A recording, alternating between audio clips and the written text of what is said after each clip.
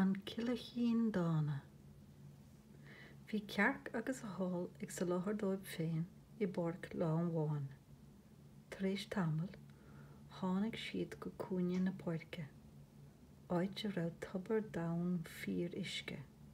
Cluc, cluc, sa an chearc. Seachan an tobar sin tá contúirt an.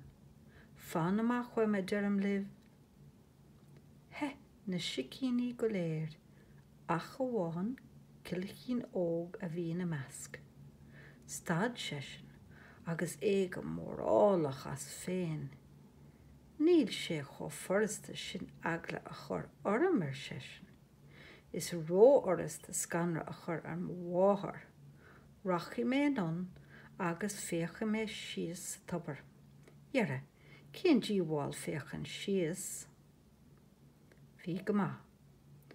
Chrid sé ná go máil ré cuaramach.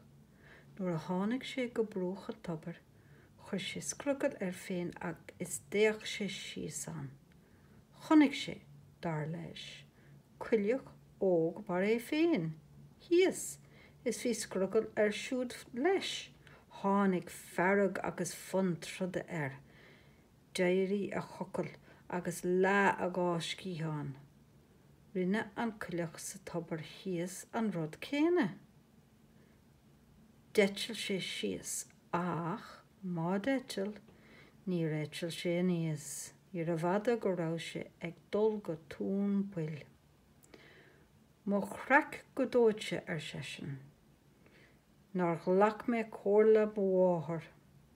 Bhí sé óg, bhí sé dúr, agus bhí sé mianmach. Níor chreid sé bmháthar a thug cóirla a lesa dó. Bhí rion agus díal sé as go déir. Is marag nach mhlachan cóirla ó bmháthar.